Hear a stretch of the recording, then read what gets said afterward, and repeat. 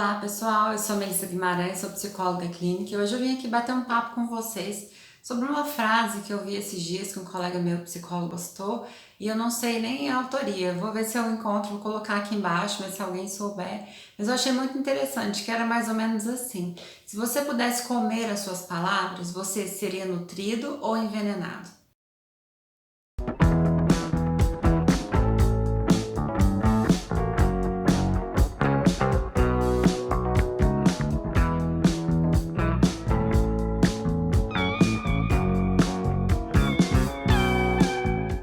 Olha que frase profunda. E aí, deu tempo de pensar? Se você seria nutrido ou envenenado? Eu resolvi assim, eu comecei a refletir muito sobre essa frase, porque eu adorei a forma como ela foi colocada, porque ela ilustra muito facilmente o que acontece quando a gente fala agressivamente, quando a gente fere as pessoas com palavras e a gente não pensa, né, na hora, muitas vezes na hora da briga, na hora da discussão, do sangue quente, a gente lança aquelas palavras bem afiadas, né? E as palavras tocam o outro, machucam o outro e muitas vezes a gente nem se dá conta. E aí, eu quero chamar a atenção hoje para vocês, assim, vou adaptar a frase para os pensamentos, para os nossos pensamentos. Será que se a gente pudesse classificar os nossos pensamentos nesse sentido, né, eles seriam venenos para nossa alma ou seriam nutrição? Por que eu estou aqui, né, chamando a atenção para os pensamentos? Porque é a primeira coisa que passa por nós. Antes da palavra, antes da emoção, é o pensamento que chega. Chega o pensamento, a gente tem a emoção e a gente se comporta de determinada maneira. Então, vocês já repararam aí? Vamos pensar, né? A gente está vivendo um momento difícil, um momento em que muitas pessoas estão perdendo entes queridos, a gente está com constante medo também, né, de ser atingido por um vírus aí, que a gente não sabe, né, o que vai acontecer com o nosso organismo. A vacinação está demorando, né, ainda a passos lentos. Então, assim, nós estamos vivendo um momento muito difícil. Adicionado a essa questão, né, que é mais física, de saúde pública, a gente tem as questões sociais, de trabalho, pessoas perdendo emprego ou tendo redução drástica nos salários, e isso tudo vai afetando nosso pensamento, nossas emoções e o nosso comportamento. A gente acaba brigando mais com as pessoas que estão mais próximas, ou a gente acaba entrando num círculo assim de tristeza, de abatimento, de cansaço profundo, que eu tenho ouvido muitas pessoas se queixarem desse cansaço, de não querer sair da cama, acordar e não ter vontade de sair, uma desesperança. Então aqui vamos pensar, né, o que a gente poderia fazer em relação a tudo isso, de uma forma gratuita, cada um aí cuidando de si, é o famoso autocuidado. Né? E eu pensei muito, e eu acho que uma das maiores potências que nós temos é em relação ao controle do que nós pensamos.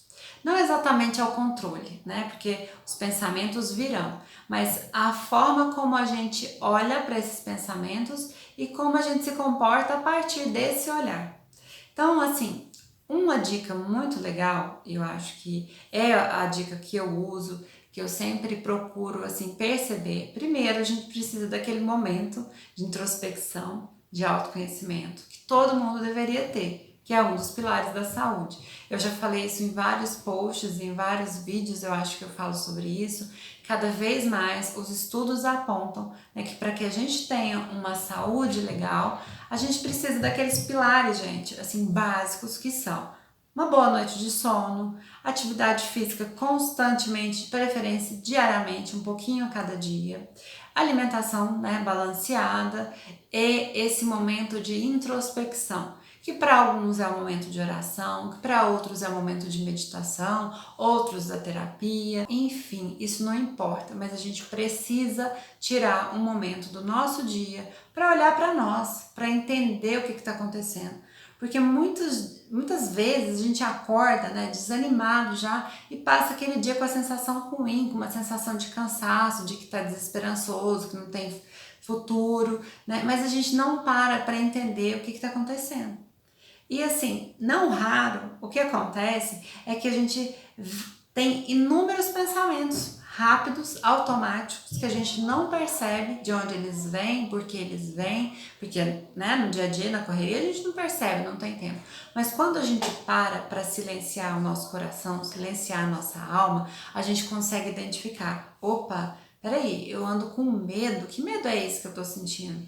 Esse medo, ele tá vindo de onde? Por que motivo? Aconteceu algo? E às vezes a gente consegue claramente identificar, esse medo, eu tô com medo de sair na rua e me contaminar, por exemplo. Mas aí, vamos pensar, o que você está fazendo, né, para que você fique pensando nisso várias vezes ao dia?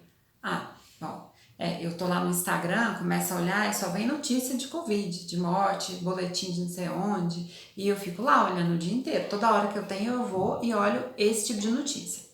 E aí, gente, a gente precisa tomar muito cuidado, porque hoje a gente sabe que o algoritmo, né, as redes sociais, elas estão esquematizadas, elas estão feitas para mostrar para nós o que a gente tem interesse. Então, vamos supor que eu clico, né, no Covid. Morreu tantos por Covid, vou lá. Nova cepa de Covid, eu vou e clico de novo. O algoritmo, né, o sistema entende que você está interessada naquele assunto e ele vai continuar te apresentando muitos links, né, muitas notícias sobre esse tema. Quando você vê, você acha que aquilo só existe aquilo no mundo, né? Mas na verdade é porque você deu o start lá para o algoritmo te mostrar aquele mundinho e você ficou presa nesse mundinho, né? E obviamente os seus pensamentos não saem daqui, estão presos, porque o que você vê, o que você tem contato diário é aquilo, então é o que você vai pensar, é o que você vai sonhar, é o que você vai começar a ruminar na hora de dormir, por exemplo. Como que pode mudar? Isso pode ser mudado? Claro, né?